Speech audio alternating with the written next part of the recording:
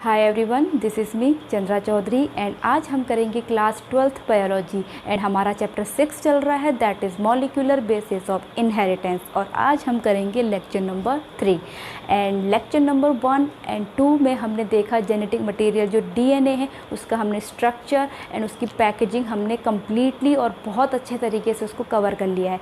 But before start the today's lecture मैं आपको यही सजेस्ट करूँगी, तो अभी आप कम्प्लीटली भूल जाइए कि जेनेटिक मटेरियल डीएनए होता है, क्योंकि आज का जो वीडियो लेक्चर है वो बेस्ड है the search for genetic material. Genetic material की सर्च कैसे हुई, ठीक है, क्या क्या एक्सपेरिमेंट हुए, कैसे फाइनली हमें पता चला कि हाँ डीएनए ही जेनेटिक मटेरियल होता है, इसका पता कैसे लगाया गया। ठीक है, तो आज का वीडियो लेक्चर यही है। तो चलिए सबसे पहले नज़र डालते हैं हमारे मेन की पॉइंट्स पर। तो आज के की पॉइंट्स हैं हमारे, हम ट्रांसफॉर्मिंग प्रिंसिपल पढ़ेंगे जो दिया था फ्रेडरिक ग्रिफिथ ने। ठीक है, फिर सेकंड है आपका Oswald Avery, Colin MacLeod and Maclyn, आपका मैकार्टी ने जो एक्सपेरिमेंट किया था, इन्होंने क्या बताया था। Then Hershey Chase experiments most important, ठीक है, इससे ही बिल्कुल प्रूव हो गया था कि हाँ डीएनए ही हमारा जेनेटिक मटेरियल होता है। तो बने रहिए वीडियो के अंत तक। तो चलिए, जैसे कि मैंने शुरू में कहा आपको, जो डीएनए हमारा जेनेटिक मटेरियल है इसको आप अभी भूल जाइए। हम शुरुआत करते हैं स्टार्टिंग से। तो देखिए, आपको ऑलरेडी मैं बता चुकी हूँ, जो फ्रेडरिक मिसर थे, कौन, फ्रेडरिक मिसर जो थे, इन्होंने सबसे पहले आइडेंटिफाई किया था डीएनए को, बट उन्होंने नाम डीएनए नहीं दिया था। उन्होंने सेल के अंदर जो न्यूक्लियस के अंदर कहा था कि हाँ एक चीज़ है जो जनरेशन टू जनरेशन क्या होती है, इनहेरिटेड होती है। ठीक है, इनहेरिटेड होती है, तो इसको इन्होंने नाम दिया था न्यूक्लिन का। ठीक है, ये वर्ड आपको याद होना चाहिए। इन्होंने डीएनए नाम नहीं दिया था, इन्होंने नाम दिया था न्यूक्लिन का। और आपको ये तो पता ही है जो ग्रोवर जॉन मेंडल है उनका कितना इम्पॉर्टेंट रोल रहा है जेनेटिक्स में। ठीक है, इनको फादर ऑफ जेनेटिक्स भी कहा जाता है। उन्होंने बहुत सारे लॉज दिए थे, पैटर्न बताया था कि कैसे जो कोई चीज़ है, ठीक है, अभी डीएनए नाम पता नहीं है चीज़, उन्होंने उस चीज़ को, जैसे फैक्टर आपको बताया है कि फैक्टर्स होते हैं जो जनरेशन टू जनरेशन इनहेरिटेड होते हैं, ये सब बताया था। बट एक्चुअल में होता क्या है इसका पता किसी को नहीं पता था। तो जो उस टाइम पर मीन्स आपके जो ग्रोवर जॉन मेंडल के टाइम पर या आपके मिसर के टाइम पर बहुत सारे साइंटिस्ट हैं जो थे वो इसी पर लगे कि आखिर वो क्या चीज़ है। तो एक्सपेरिमेंट करते करते ये लेवल पहुंच गया मॉलिक्यूलर तक। ठीक है, मॉलिक्यूलर बेस तक ये पहुंच गया। देन ठीक है, जो टी.एच. मॉर्गन है ये है, तो उन्होंने इतना तो पता लगाया कि हाँ जो सेल है, सेल के अंदर न्यूक्लियस है, न्यूक्लियस के अंदर क्रोमोसोम्स हैं जो इनहेरिटेड होते हैं। लेकिन फिर भी वो एग्जैक्टली मॉलिक्यूल है क्या जो मैकेनिज़्म करता है, मतलब क्या उसकी मैकेनिज़्म है ताकि वो इनहेरिटेड होता है जनरेशन टू जनरेशन, ये किसी को नहीं पता था। ठीक है, तो चलिए जानते हैं इन सब सवालों के जवाब। तो सबसे पहले हम स्टार्ट करते हैं ट्रांसफॉर्मिंग प्रिंसिपल से। ठीक है, जो दिया था आपके फ्रेडरिक मिसर ने, सॉरी फ्रेडरिक ग्रिफिथ ने दिया था। तो पहला आपका एक्सपेरिमेंट जो है वो है आपका किसका, फ्रेडरिक ग्रिफिथ।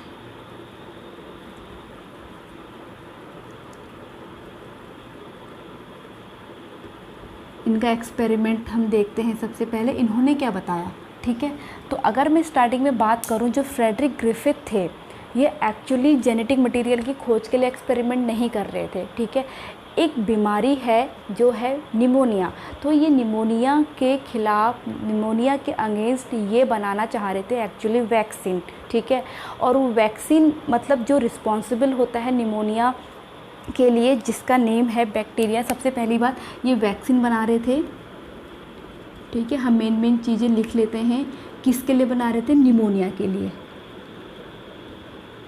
ठीक है, और निमोनिया के लिए जो रिस्पॉन्सिबल होता है वो बैक्टीरिया कौन सा होता है, वो बैक्टीरिया होता है आपका स्ट्रेप्टोकोकस।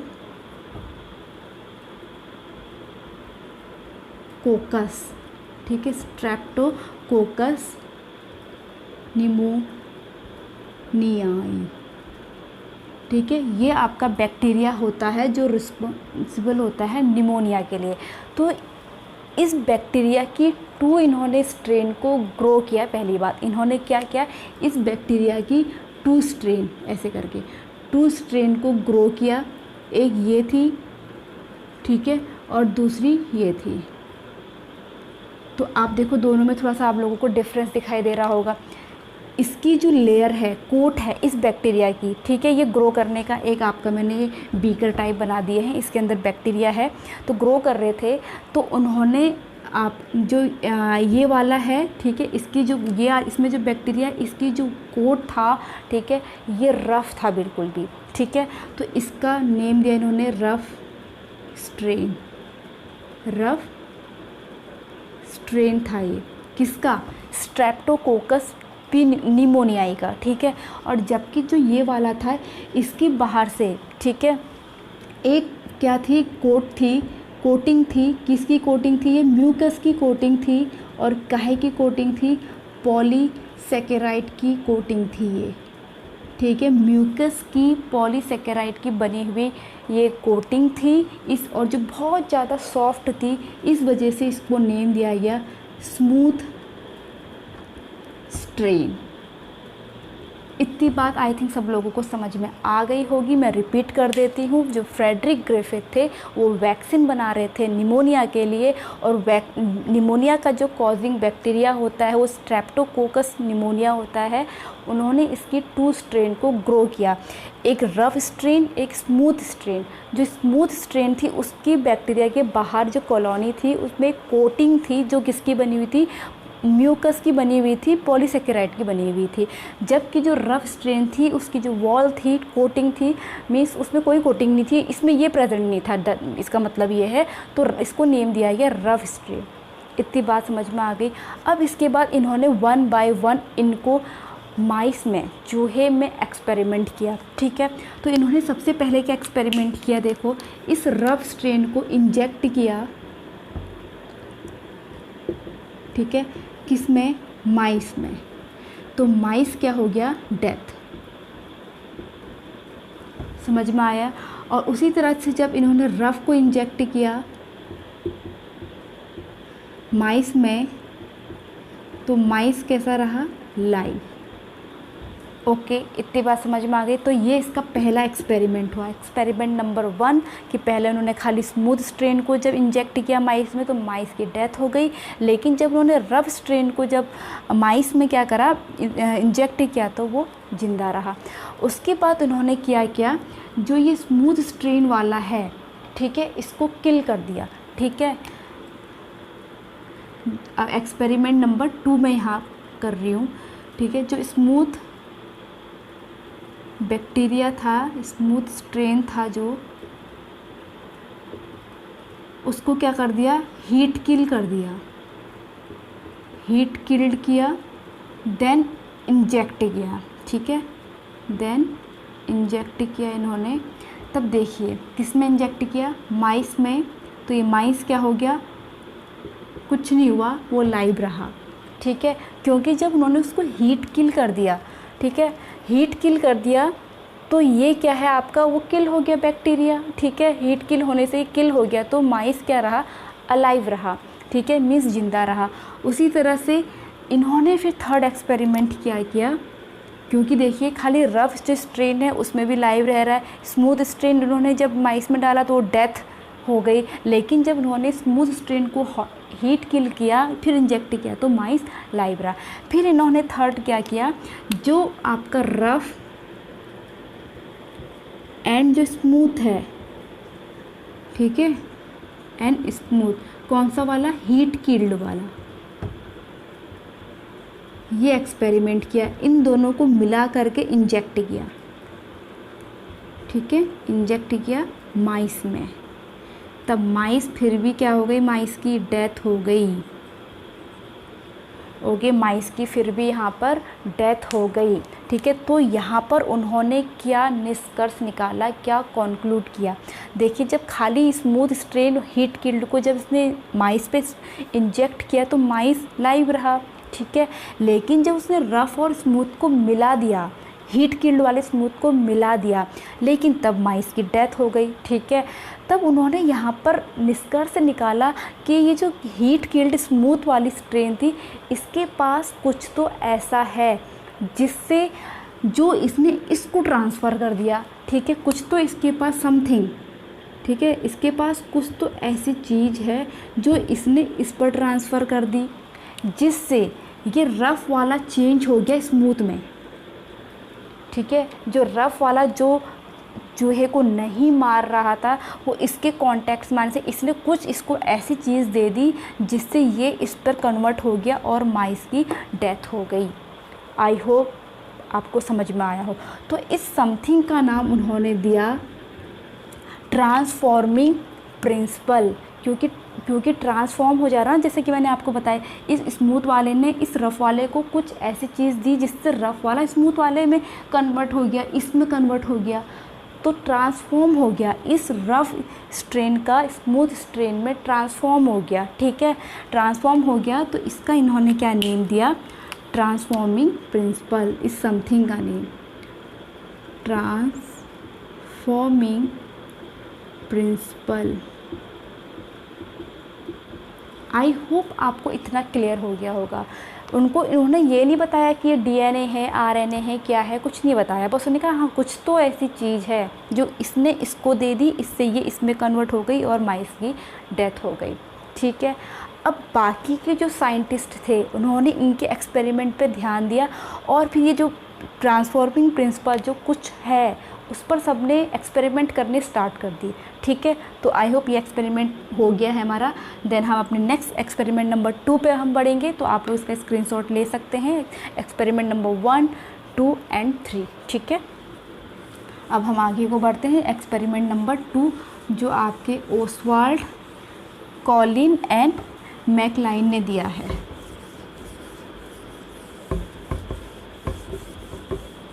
तो देखिए इनकी उसमें एक्सपेरिमेंट करने तक इतनी चीज़ तो क्लियर हो गई थी कि हाँ या तो प्रोटीन जो बायोकेमिकल्स होते हैं, बायोकेमिकल्स आई थिंक आपको पता होंगे। पहली बार एक्सपेरिमेंट नंबर 2, ठीक है, मीन्स एवेरी, मैं इसको शॉर्ट में लिख देती हूँ। ठीक है, एवेरी मैकलियोड एंड मैकार्टी, इनका हम एक्सपेरिमेंट कर रहे हैं। ठीक है, तो इन्होंने सबसे पहले क्या किया, जैसे कि मैंने आपको बताया कि उस वक्त तो थोड़ा थोड़ा इतना तो पता चल गया था कि जो बायोकेमिकल्स होते हैं इनमें से ही एक क्या है, जेनेटिक मटेरियल है। तो बायोकेमिकल्स क्या होते हैं, बायोकेमिकल्स आपको मालूम होने चाहिए, आप प्रीवियस क्लास में पढ़ चुके होंगे। These are protein, RNA and DNA. इतनी तो खोज हो चुकी थी उस वक्त, क्योंकि सब लोग, सारे साइंटिस्ट लोग बिल्कुल पीछे पड़ गए थे ना इस चीज़ के कि जेनेटिक मटेरियल क्या है, इस चीज़ के पीछे पड़ गए थे। तो यहाँ तक धीरे धीरे देखो, धीरे धीरे जैसे पहले न्यूक्लियस, जैसे कि जेनेटिक मतलब के अंदर कुछ ऐसी चीज़ होती है जो जनरेशन टू जनरेशन इनहेरिटेड होती है, फिर उसके बाद क्रोमोसोम्स का पता चला।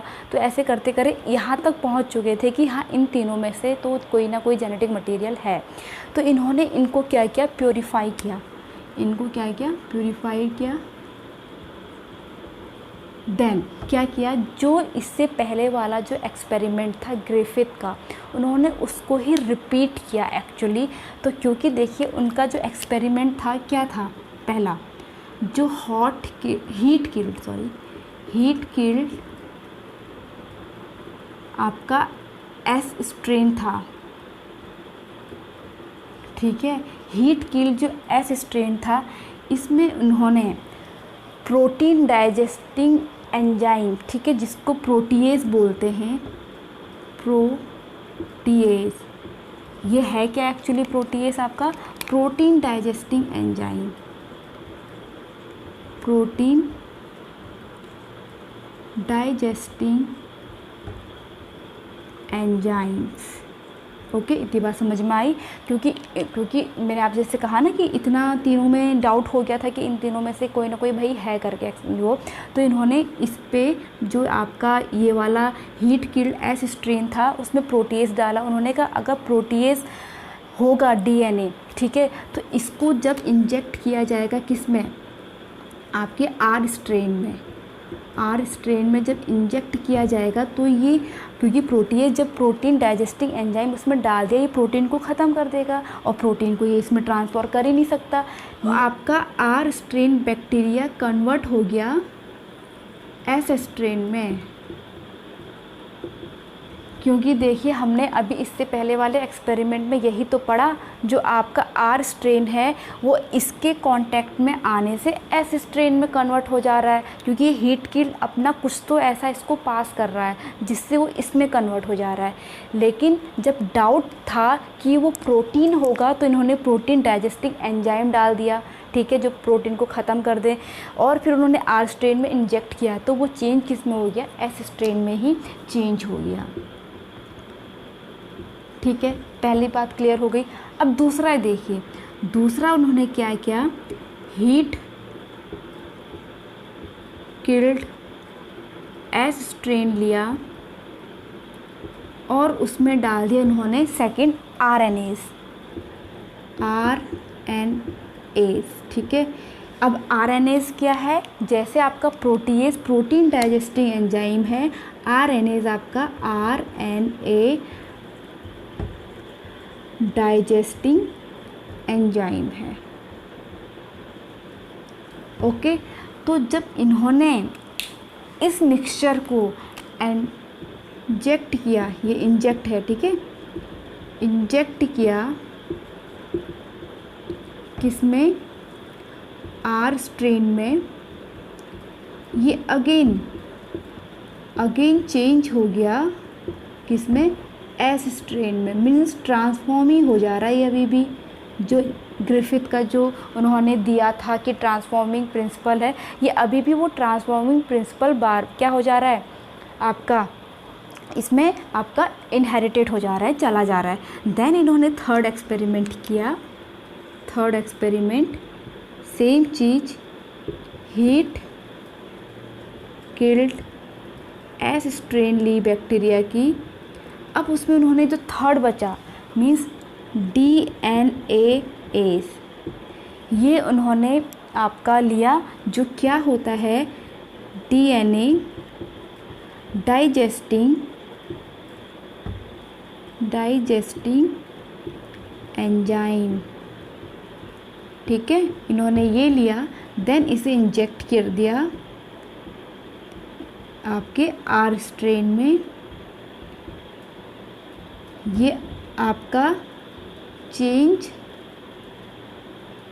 हो गया एस स्ट्रेन में, बट नहीं चेंज हुआ, ठीक है। आपका मीन्स जब हीट किल्ड एस स्ट्रेन में जब DNAs डाला गया, जिसने DNA को डाइजेस्ट कर दिया, फिर उसको इंजेक्ट कर दिया आर स्ट्रेन में, तो आर स्ट्रेन कन्वर्ट नहीं हुआ एस स्ट्रेन में। तो इससे ये पता चला कि वो DNA ही था जो इस आर स्ट्रेन को एस स्ट्रेन में कन्वर्ट कर दे रहा था।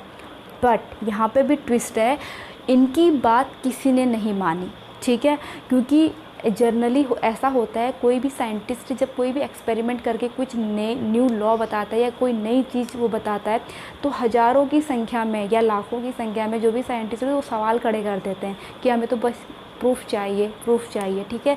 तो इनकी बात तो किसी ने नहीं माना, तो हमारे एक्सपेरिमेंट नंबर यहाँ पर 2 भी ख़त्म होता है। अब हमारा जो मोस्ट इम्पॉर्टेंट एक्सपेरिमेंट है, this is Hershey chess experiment, इसको हम अब पढ़ेंगे, ठीक है। तो इसको मैं रफ कर लेती हूँ, आप लोग स्क्रीनशॉट ले लीजिएगा। देन हमारा एक्सपेरिमेंट नंबर 3 एंड सबसे ज़्यादा इम्पॉर्टेंट, आपका हार्शे चेस एक्सपेरिमेंट, ठीक है। तो सबसे पहली बात मैं यहाँ पे बताना चाहूँगी, इन्होंने यहाँ पर लिया एक बैक्टीरिया और एक लिया इन्होंने यहाँ पर वायरस, ठीक है। इन्होंने क्या चीज़ ली, 2 चीज़ ली, एक ली बैक्टीरिया, एक लिया वायरस और बैक्टीरिया, छोटी छोटी चीज़ें आप लोगों को मालूम होनी चाहिए, ठीक है। अब बैक्टीरिया इन्होंने कौन सा लिया, वायरस कौन सा लिया, इन्होंने वायरस लिया T2 बैक्टीरियोफेज,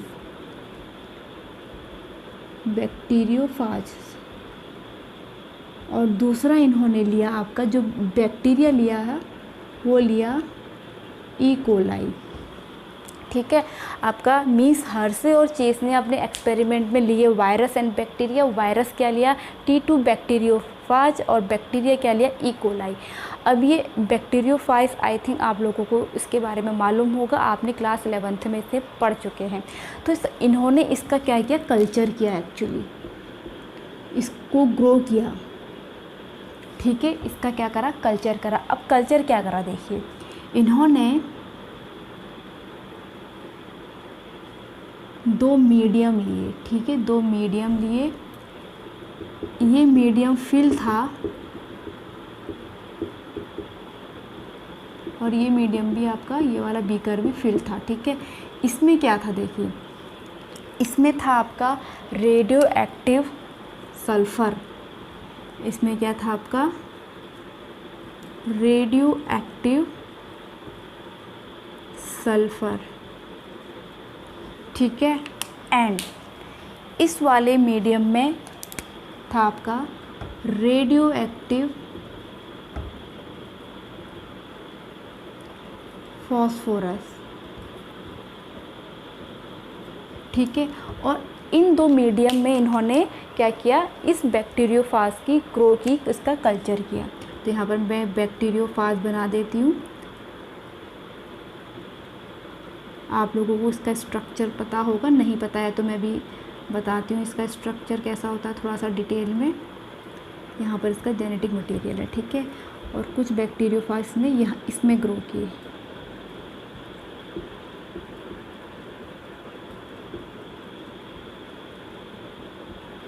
ठीक है, अगर मैं बैक्टीरियोफाज अगर आप लोगों को नहीं मालूम है तो यहाँ पर इसका डायग्राम देख लीजिए।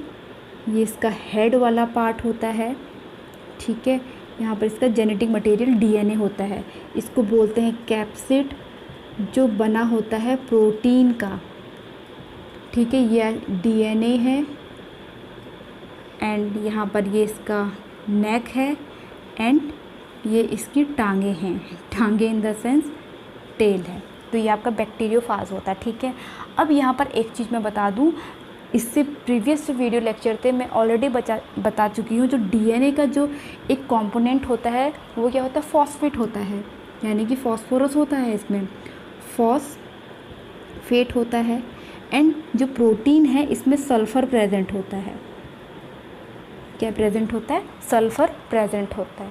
ठीक है, ओके, चलिए नेक्स्ट देखिए क्या होगा। इसके बाद जो इसने ये जो बैक्टीरियोफाज की जो कल्चर किया है, ग्रो किया है, देन इसको इसने इंजेक्ट किया ई कोलाई में।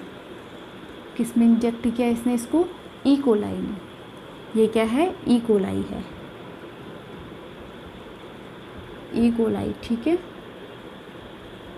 ये ई कोलाई है। तो इसने इसको इंजेक्ट किया जब,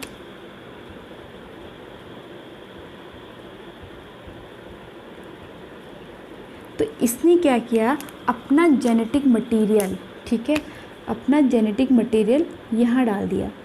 सेम चीज़ जो यहाँ के ई कोलाई हैं,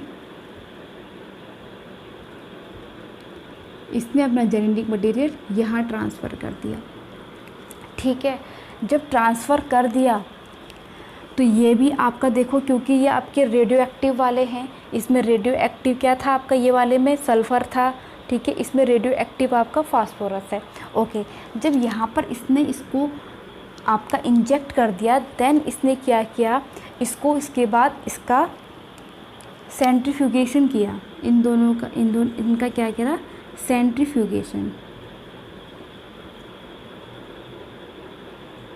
सेंट्रीफ्यूगेशन किया।